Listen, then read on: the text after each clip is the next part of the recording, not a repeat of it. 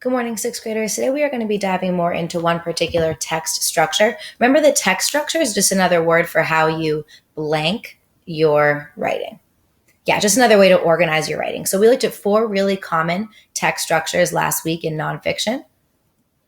And the one that we're going to zone in on today is going to be that compare and contrast. It's a skill that we think we have a lot, and a lot of us do it, but we're going to push what we see compare and contrast to really mean.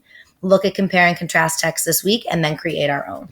So we are first going to start by looking at a text about Buddhism and Hinduism because we've been comparing and contrasting them a lot in social studies. And you are going to read to find out what keywords and phrases build a strong compare and contrast piece. So if you go ahead and look at the thing right on the front, there's all these words here that show you when you're comparing something or finding similarities, words that you find a lot. And then with contrast, major differences. So we are going to annotate for those keywords and fill in the stop and shots. So what makes Buddhism and Hinduism distinct from other religions? As two of the oldest world religions that both developed in and spread from India. Oh, wait, actually, already I see that keyword both, so I'm going to annotate it because this is definitely a strong compare word. I see the word both, and I know that my author is trying to compare two things. So go ahead and annotate that right there. As two of the oldest world religions that both developed in and spread from India, Hinduism and Buddhism have many similarities in basic beliefs, although there are many large differences. Wow, so just for a topic sentence right here, I read this to know that my writer, the author, is introducing me to a compare and contrast piece because of what other keywords. Let's see.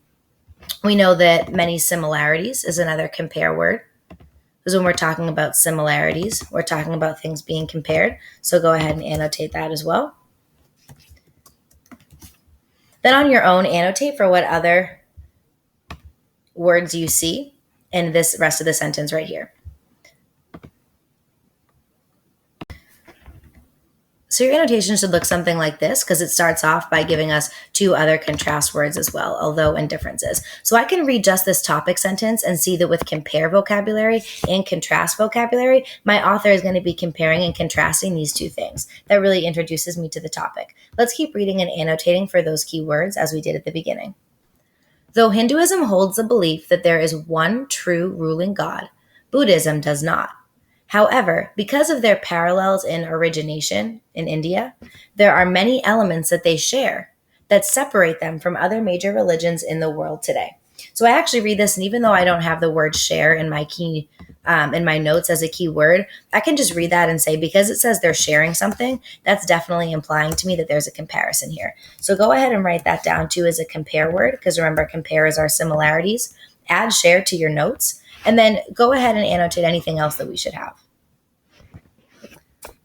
Okay, so now we've done comparing and contrasting keywords above. What about our next question? What nonfiction text features do you see in this passage? Think back to writing block a while ago when we took out those books and kind of flipped through at different nonfiction text features. Yeah, you can see lots of images here. These are headings and subheadings to get us thinking about this as a piece of nonfiction. Let's go on to see what else the author does to make this a really strong compare and contrast piece of writing. View of the self.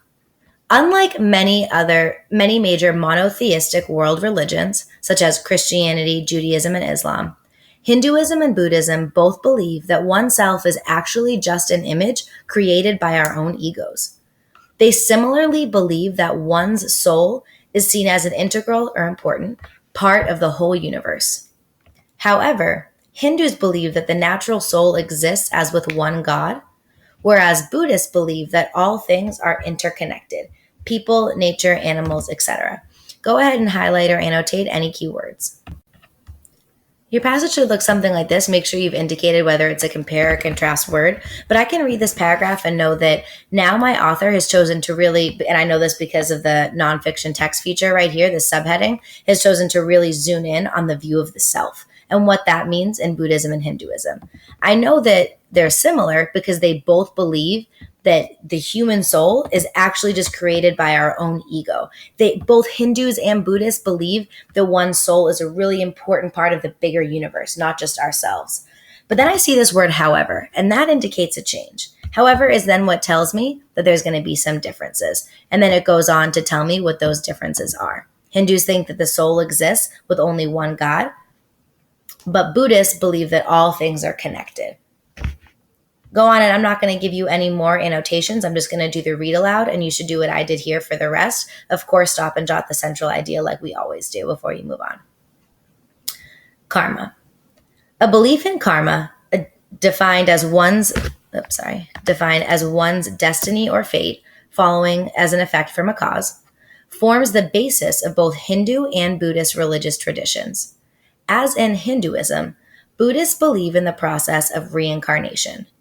They differ, however, because Hindus believe that your karma dictates not only what your present life brings you, but also into what caste you shall be reborn.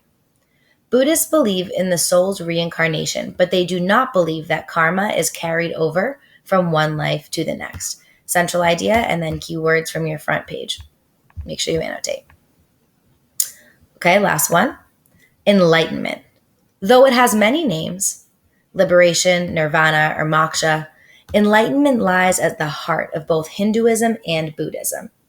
This state of existence is achieved through elimination of all worldly desires. Reaching an enlightened state is the goal for practitioners, so people who practice both religions. So once you have annotated that and you feel prepared to talk about the author's claim, so what actual main point or argument is the author making? Make sure you write that down. Annotate for the word claim. Which text structure does the author use to develop her claim? So I think it's pretty clear which of those 4 text structures the author chose. The bigger part here is going to be your giving evidence and explaining evidence to show me that you understand how it's really developed as that text structure. One thing I want you to take a look at first is make sure you're looking at this RAGE criteria for success. We've been using this recently. We're at the point now where it's a lot more than just having an RAGE. So make sure you go through each of these points. This exit ticket will be out of 10. Complete it up here.